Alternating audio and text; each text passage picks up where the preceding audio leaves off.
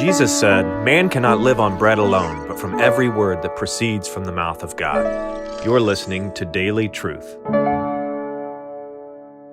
These Israelites, under the Old Covenant, during this time of wandering in the wilderness, right after being liberated from Egypt and bondage and slavery for 40 years now, because of their unbelief, they're now in a waiting period, a holding pattern for one generation that disbelieved the promises of God to die out, so that the next generation, underneath the leadership of Moses' successor, namely Joshua, would then finally enter the promised land of Canaan. But during this intermediate period of 40 years of wandering in the desert, they were surrounded by a cloud, a pillar of cloud. But the difference is that they were really led, I should say, rather than surrounded, led by a pillar of cloud, whereas New Testament saints, you and I, are surrounded.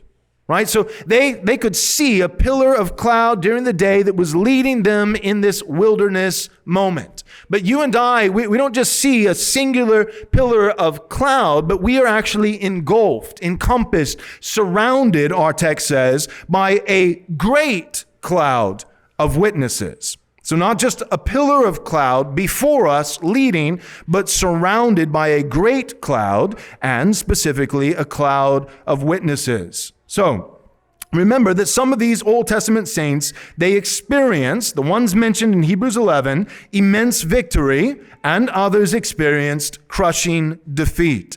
But in either case, they all bore noble testimony to God and therefore received commendation from God for their faith. And these Old Testament saints now serve as witnesses for or against us as we seek to follow and emulate their example of living by faith. They are compared to a great cloud because they encompass us on every side and are many in number.